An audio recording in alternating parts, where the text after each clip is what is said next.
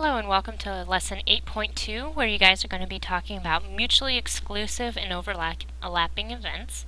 And we're going to start by defining mutually exclusive events. That is, the definition for that is when events cannot both occur in the same trial. And I'm going to give you guys an example of that, but that's the definition. And an example of that would be if you were tossing one coin and it lands heads up, and you tossed another coin and it lands tails down or tails up. Obviously, one event occurring, so if I flip one coin, it does not change the outcome of the other coin. And so I can have something happen and then have another event happen and it doesn't affect each other. So here is how you would write it, A or B. That's the way that we're going to be writing mutually exclusive events. And here's the diagram. You have two sets, two events, A and B, and nothing is common about them. One does not affect the other, and so that's why we have these two separate things. They're not touching one another, and that's of course out of this universal set. So that is what mutually exclusive events are. The next word that we're going to be looking at is how to find the probability of a mutually exclusive event.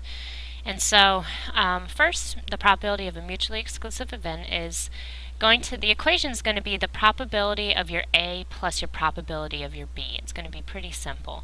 So we're going to figure out how many elements are in A and divide that by how many elements are in our set. And then we're going to say plus how many elements are in our B divided by the number in our set. And we'll be doing some examples of this here in a moment. So here's our first example. We have a dodecahedral number cube. In other words, a cube that has 12 sides, and there's numbers 1 through 12 on each side has a different number. And so we want to know what is the probability that you roll the cube and the result is an even number or a 7. Obviously, even number and 7, there's nothing that they share, so this is going to be a mutually exclusive event because they don't share anything. So, we know, in order to find the probability, we need to know a few things. First, we need to know the numbers that are in our overall set. We know that the numbers that we can use are 1, 2, 3, 4, 5, 6, 7, 8, 9, 10, 11, 12. So those are the numbers that are available for us to use. So in other words, there's 12 numbers that we can use. So that will be our N of S. Now, our N of A. A is rolling the cube and the result is even numbers. So I'm going to look at my set and find all of the even numbers. So I've got 2, 4, 6, 8, 10, and 12. Those are all of my even numbers. And I'm going to count and see how many of those numbers there are. 1, 2, 3, 4, 5, 6.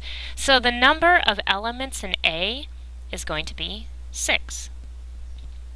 Now, B is going to, so I can either roll even numbers or a 7. So B, the only number that I can choose for that event is 7.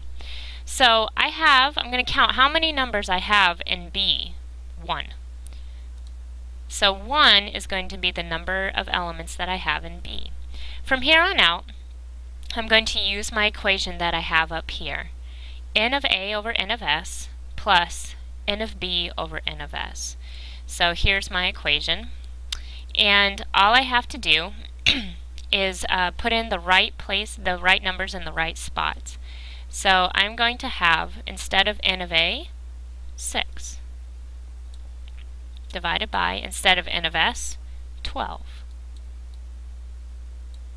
Plus, instead of N of B, 1. Instead of N of S, 12. I can add those together. I don't add the numbers on the bottom. Those are common denominators, so that number is going to stay the same when I come across here. But I do add the top numbers. 6 plus 1 is 7.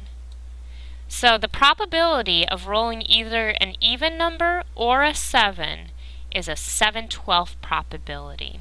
So 7 times out of 12 times, I will be rolling either an even number or a 7.